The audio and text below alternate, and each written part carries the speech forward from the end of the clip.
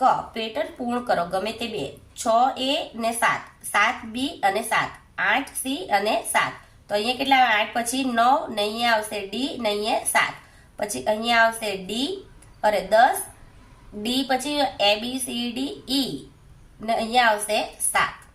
અહીંયા 98 છે અહીંયા 87 છે તો 98 માંથી 87 પહેલા બાદ કરીએ મોટી રકમમાંથી નાની રકમ એટલે 87 8 માંથી 7 જાય તો 1 9 માંથી 8 એટલે 11 બધામાંથી 11 બાદ કરે તો 98 માંથી 11 બાદ કરે તો 87 87 માંથી 11 બાદ કરે તો 76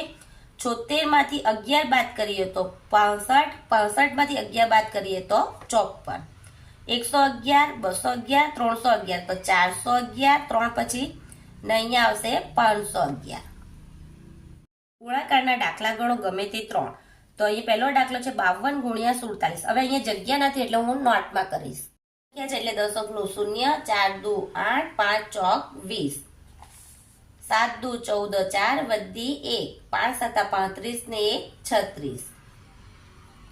અહીં કઈ નથી એટલે આપણે શૂન્ય લખવું હોય તો લખવાનું 4 8 ને 6 14 4 વધી 1 3 ને 1 4 ને 2 એટલે 2444 દાખલો 423 ગુણ્યા 21 બે સંખ્યા છે તો દશકનું 0 42 6 2 2 4 4 દુ 8 3 એકુ 3 2 એકુ 2 4 એકુ 4 અહીં કશું નથી એટલે શૂન્ય લખવું છે 3 6 ને 2 8 4 ને 4 8 અને 8 એટલે 8883 જવાબ તો 205 ગુણ્યા 37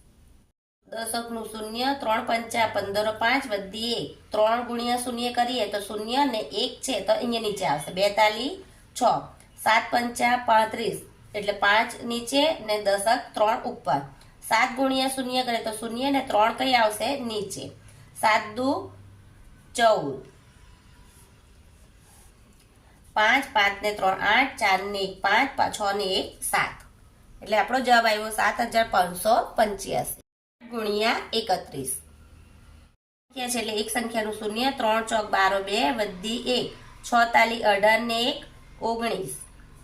4 એકુ 4 6 એકુ 6 અહીંયા કશું નથી એટલે આપણે શૂન્ય લખીએ ગણતરીમાં ભૂલ ના આવે એટલે 4 ને 6 ને 2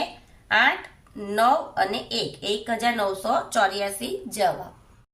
વ્યાખ્યા લખો ગમે તે બે વ્યાસ તો વ્યાસ કોને કહેવાય વર્તુળના કેન્દ્રમાંથી પસાર થતી જીવાને વ્યાસ કહે છે ક્ષેત્રફળ આકૃતિ વડે સમતલમાં રોકાયેલી જગ્યાના માપને આકૃતિનું ક્ષેત્રફળ કહેવાય પરિમિતિ પરિમિતિ એટલે કોઈ પણ બંધ આકૃતિની બધી બાજુઓના માપનો સરવાળો એટલે પરિમિતિ